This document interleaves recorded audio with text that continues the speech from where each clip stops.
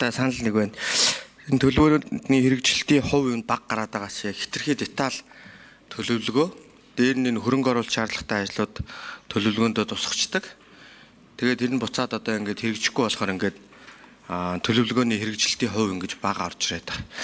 За би нэг зөвхөн энэ өнгөрсөн 25 онд 26 оны жилийн төлөвлөгөө эдийн засгийн хөгжлийн яам тухайн үед танилцуулж орж ирэхдээ нөгөө төрийн албан агчийн 9% цомгтгол гэж нэг тоо орж ирээд.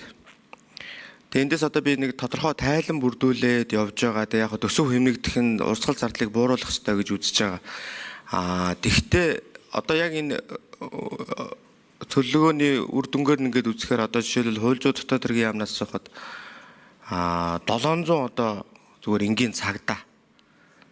За байгаль орчны яамнаас сухад 262 байгаль хамгаалагч ажлаас чөлөөлөгдсөн байна. Тэгэхээр одоо би энэ дээр яах гэдэг нөгөө дахин инженерчлэл гэдэг нэг юм зүйл хийгдээд байсан. Тэр юу нь яг юу болж байгаа вэ? Яг одоо тэр бүтэц бүрэлдэхүүнийг зөв тооцож, урсгал зардлаа зөв зохистой бууруулахгүй бол энгийн нэг зүгээр ингээд хэв журмын цагдаа байгаль хамгаалагчаа ингээд ажилгүй болгосноор одоо улсын хөгжил явна гэж харж байгаа юм уу гэдэг асуудал. За дараагийн нэг зүйл нь би өнгөрсөн оны төсөв батлагч одоо нэг илгийн юм л болсон л да. Тэрийг бол одоо хүн болгож мэдж байгаа. Тэр үед яг одоо нэг 12 оноос хойш ашиглаж байгаа энэ сонгуулийн санал тоолох машиныг нэг бүрэн шинжилж чийгээд нэг төсвийн ерөнхийлөн захирагч нар тус бүрээс нэг 0.3% танаад тэгээд тэрийг одоо төрийн байгуулалтын байнгаараар дэмжүүлээд уулын төсвийн байнгаараар хөргүүлсэн. Тэгээд тэр маань нэгсэн чуулган дээр дэмжигдээгүй хасагдсан. Тэгвэл тэр мөнгө бол буцаад төсвийн ерөнхийлөн захирагчтай бол очоогүй гэж би хараад байгаа юм. Нөгөө өөр одоо бүтээн байгуулалт руу шилжээл явчих шиг болсон. Тэгтэл одоо ингээд сонгуулийн ерөнхий хороо энэ дээр хариулаад яг одоо нөгөө санал тоолох машины ачаал маань ер нь хэр байгаа. Одоо энэ жилийн нөхөн сонгуул, эх жилийн ерөнхийлөгчийн сонгуул гэдэг энэ чинь төрийг байгуулагдах явц шүү дээ. Энэ чинь сонгуулийн санал тоолох төхөөрөмж гэдэг чинь мэдээж иргэд олон нийтийн зүгээс бол янз бүрийн хардлага төрдөг. Гэхдээ аль болох энийг нь одоо арилгах зорилгоор бид одоо ажиллах хэрэгтэй байгаад байгаа. Тэгээ энэ дээр одоо эх жилийн төлөвлөгөөнд одоо үнэхээр деталь сууж байгаа бол одоо сонгуулийн ерөнхий хороо энэ дээр юу гэж харж байгаа вэ? Эдийн засгийн хөгжлийн яам энэ дээр бас юу гэж харж байгаа вэ? Тэгээ дахин инженерчлэлийн асуудлыг одоо бас нэг бүхэлд нь хийж үзээд их байсаа да. Тэгээд тэрнийхээ дагуу одоо энэ урсгал зардал бууруулах тийм саналыг оруулж ирвэл болно зүгээр байгаа даа. Тэгэхгүй юм автоматар ингээд квот өгөөд тоо тавиад урсгал зардал буураад яваад хахаар энэ өөрөө буцаад ард иргэдтэй хохиролтой зүйл болчих юм гэсэн юм санаа зовнилтой байгаамаа. За асуултанд хариулъя. 5 номер Ихэрсэд. Баярбатар гишүүний хүндсэн асуудал яг бодит байдал үнэн. Засгийн газраас одоо ажлын эсвүүд гаргаад бүхэл төрлийн яам агентлагуудын чиг үүргийн шинжилгээ хийж байна.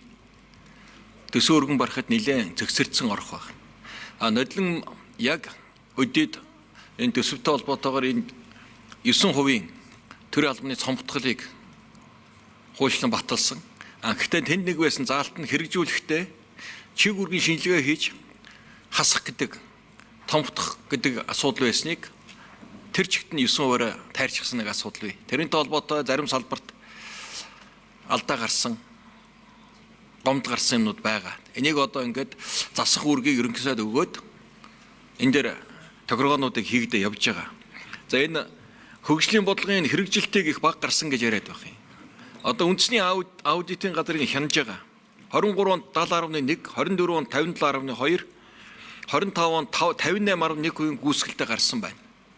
Яагаад гэж гарч байгаа учир шалтгаан зөвхөн өнгөрсөн онд гэхэд 155 төсөл 2.4 их нээдэг их хурл дээр оруулаад ирсэн. Нөгөө хөгжлийн бодлого тусаагүй, хөтөлбөр тусаагүй зүйл орж ирсэн байхгүй юу? Энд чинь өөрөө нэг хөгжлийн бодлогоо бүхэлд нь одоо болонгортуулаад хэрэгжилтэн дээр эн чинь техникийн үндэслэл байхгүй, үр дүн үргэлжлэхээр олон зүйлээрээ дараа нь хасагдаад ингээд төсвийн тодгол хийхэд төсвийн хүрээгээ хөгжлийн бодлогоо тодтохгүйгээр зөвхөн санхүү талд нь тодтохоо явахаар их үсэргүй болцсон олон төслүүд хөтөлбөрүүд чинь ингээд хэрэгжихгүй баг гараад байна. Тэр асуудал хаана байгаа гэдгийг их сайн ойлгох хэрэгтэй байна бүгдээрээ. Энд чинь их шүүтэй 155 төсөл 2.4 их нээдэг л хөндлөнгөөс оруулж гэсэн үг. Нөгөө батлагдсан хуульчсан бодлогын дэргэд хажуугаар. Тэгэн чинь яг хуулийнхаа тусгай шаардлага хангаад ирэхээр чи ихэнх нь хэрэгжихгүй хасагдаад. Тэгэл төсвийн тодтголын байдал үүсдэг. Тодтгонгууд нь их хурлын нэг орхитуулж ирсэн бол яг жилийн төлөвлөгөөгөө бас давхар тодтогч явах хэрэгтэй. Тэрийг хийж явдггүй юм байлаа. Тэгээд ингээд тооны зөрүү гараад байдаг. Бид нар бас нэг хөөцөлдсөн л доо. Яагаад ийм байдал үүсчихвгээд яг ингээд үзэхэр чи яг хөндлөнгөөс орсон сандлын хэмжээнд л нөгөө хөтөлбөрийг болохоор 5 жилийн батлагдсан гол ихээсээ бариад аудит үгнээ авчиж байгаа шүү дээ. Тэгэхээр ийм нэг жоохон харах өнцөг гэдэг юм үйл ажиллагааны зөрүү гарч ирээл байна л да. Тэрнээс ингээд нэг зах замбрааг болоод хяналтаа алдаад байгаа юм байхгүй шүү дээ.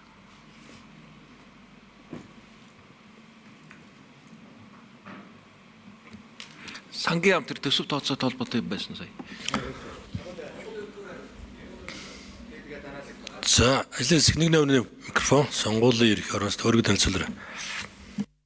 Ороо даваа очор би Баярбаатар гишүүний асуултанд хариулъя. За Монгол улс 2011 онд сонгуулийн атман зүйлсэн системийн тухай хууль батлагдсан. Энэ үеэс эхлээд бид 12 оноос эхлээд одоо өнөөдрийн байдлаар 38 ээлж тулан нөхөн дахин сонгуульд бидний ярьдгаар одоо санал тоолох төхөөрөмжийг ашиглаа явж байгаа.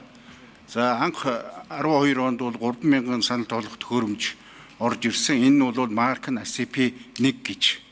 За үүнээс бол бид 730 нь бол хаагдсан байгаа. За үлдэгдэл нь бол одоо өнөөдөр бол ажиллагаанд бэлэн байгаа. Энийний марк нь бол хуучирсан. Ихэнх нь бол ACP 1 гэдэг марктай ийм санал тоолох төхөөрөмж байгаа. За 2013 онд бид нэг 507 ширхэг ACP 2 гэдэг тоног төхөөрөмж оруулж ирээд одоо энийг бол ашиглаад байж байгаа. За энэ онд бол 1000 ширхэг санал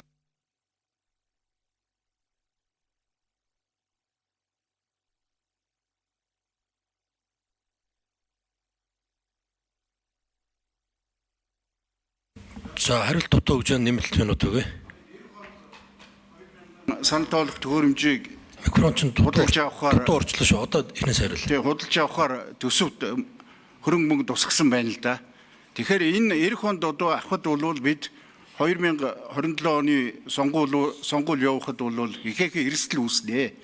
Тийм учраас одоо төсвийн тодтгол явах юм бол энэ ондоо багтаж энэ хөрөнгө мөнгөний асуудал шийдэхгүй бол ерөнхийлөгчийн сонгуул бол ихээхэн эрсдэл үүсэх магадaltaй гэдгийг бас энд хэлхэн зүйтэй байгаа гэж бодож байна.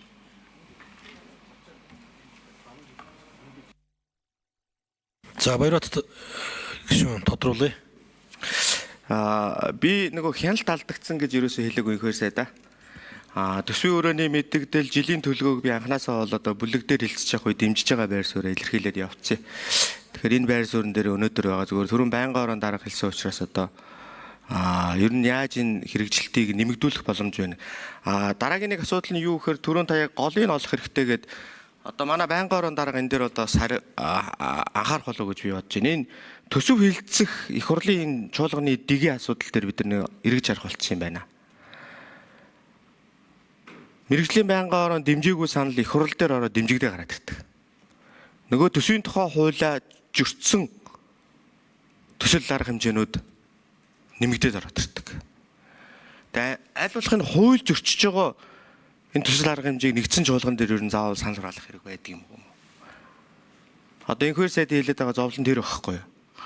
Мэргэжлийн байнгын орон, байнгын хороод нь бүр дэмжихгүй ингээд яатсан санал одоо тэр нэгдсэн чуулган дээр ороод гişүүд баг одоо тухай танхим хоосон юм уу эсвэл ямар нэгэн байдлаар конопондоо өрөхгүй багтал тэр нь босоод ирчихэж байгаа байхгүй. Тэгэхээр эдгээр зүйлүүдийг арилгачвал одоо бас энэ нэг гол зовлон эндээ байгаа юм болов уу гэж би хараад байгаа. Тэгэхээр энэ дээр бас байнгын орон дарга та нэг анхаарал хандуулаад одоо энэ их хурлын тухай хууль, дэгийн тухай хууль, хяналт шалгалтын тухай хууль төсөл дээр одоо нэмэлт өөрчлөлт явуулж байгаа үед одоо гол анхаарал асуудал энэ болов энэ чинь цаана төсөл арга хэмжээ, улсын төсвийн хөрөнгө гэдэг олон зүйлүүд шийдэгдэж байгаа учраас анхаарах хэрэгтэй асуудал болов уу. Тэрнээс би ямар нэгэн одоо хяналт алдаад ингэж байгаа биш. Гол нь бидний яаж энэ хэрэгжилтийг нэмэгдүүлэх вэ гэдэг одоо гол бодлогоо гаргая л гэсэн тийм санааг агуулж хэлж байгаа. За санал баярлалаа. За, Баярбаатар гишүүн санал хэллээ.